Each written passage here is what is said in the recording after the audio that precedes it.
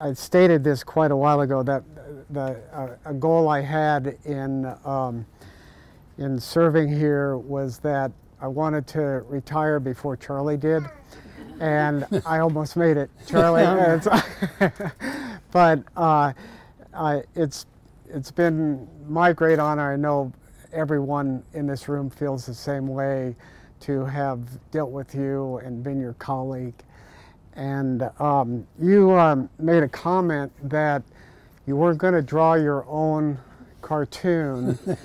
He's been drawing cartoons for people leaving for a long time. But we had another cartoonist go ahead and produce a cartoon for you, and a copy of this, of course, has everybody's signatures as well.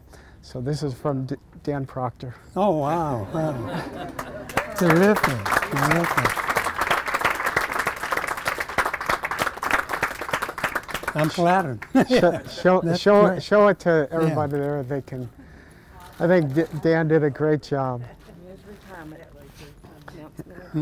And we also have for you, Charlie, a framed version of the story about your retirement and your service here. So we're going to have to build another room. Congratulations.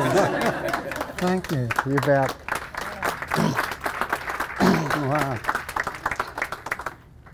Okay, so I was trying to think last night, what could I possibly say at this point? And the one thing I said, Jennifer heard it last night, I said, I really hope that my last day is not anything like my first day. And I mean, most of you probably know that Deb and I were scheduled to appear at a reception to meet the newsroom after I had accepted the job, and the announcement of my appointment was on the front page, and the date was September 11, 2001.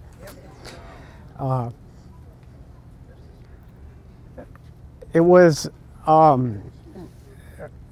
we put out an extra edition.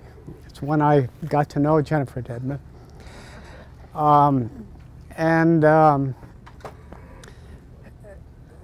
I felt like it was really great that yesterday we had the rabbit here. And because to me, it really kind of said it all about this business, and what an unbelievably wonderful business we're in, and the storytelling that we do extends all the way from 9/11 to finding a lost rabbit. But it all has meaning to the people involved, and we know that with the Corcoran family, there was a lot more to the story.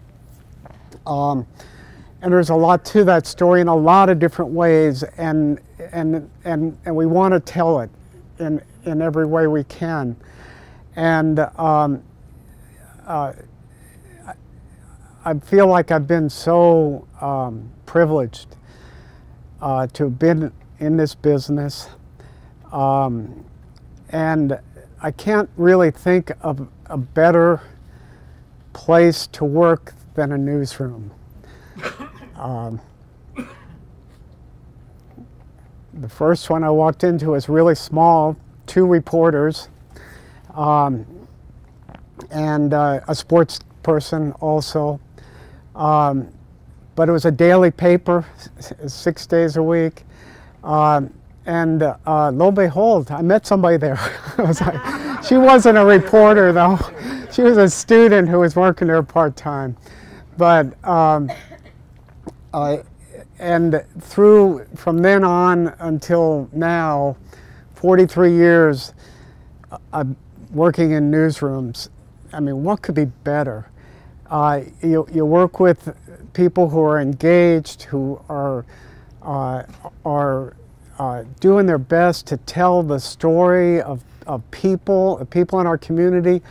Dee Dee said it great during her retirement, and and seeking the truth, talking about what's going on.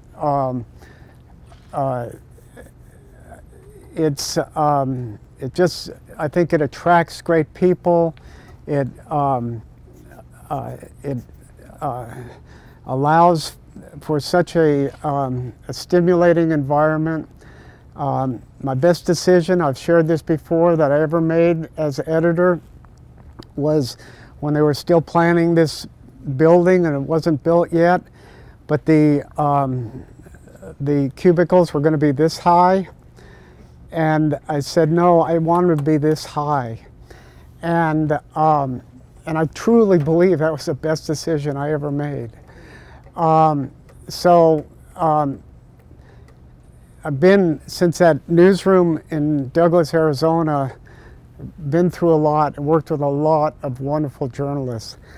The changes that have happened in recent years here have been very daunting, but also there's been some amazing developments. The storytelling, I mean, okay, so here's Calvin doing this video of me, and he's actually going to probably make it look decent, right? And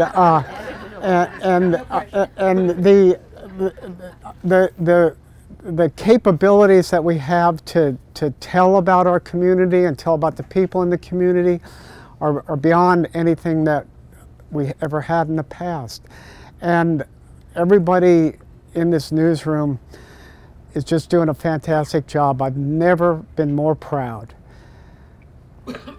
of any group of people that I've worked with. So.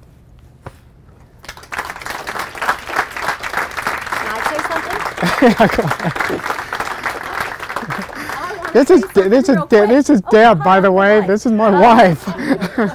And it's something I just thought of last night. So and maybe wives should